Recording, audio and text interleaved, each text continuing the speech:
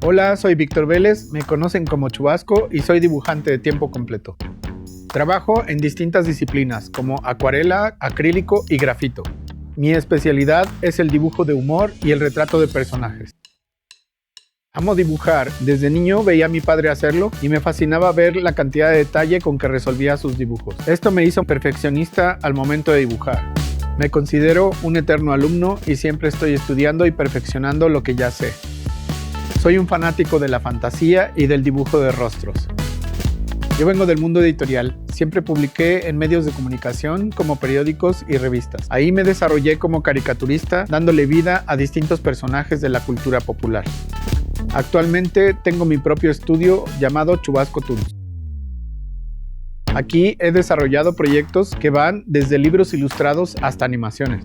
Al bocetar mi caricatura editorial, me daba cuenta que podía llevar mi trabajo a un nivel mucho más alto. Y fue así como descubrí mi vocación por el retrato en caricatura.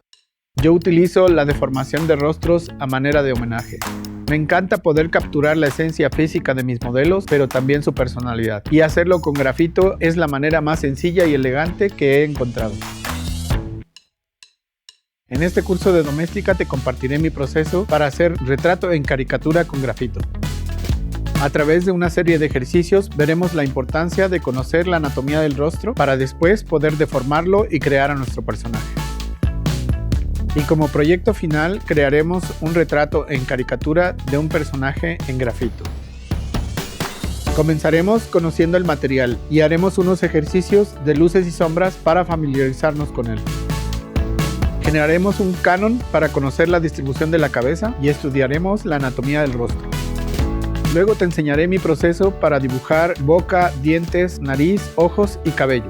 Y utilizaremos estos principios para dibujar un retrato realista. Ya con esto analizaremos los rasgos más característicos de nuestro personaje y crearemos el boceto de nuestra caricatura. Y enseguida puliremos detalles hasta alcanzar el resultado final. Para tomar este curso deberás tener conocimientos básicos de dibujo. Necesitarás tener lápiz, papel, goma y una regla. Este curso está dirigido a amantes del dibujo en busca de nuevas formas de perfeccionar o representar personajes a través de la caricatura.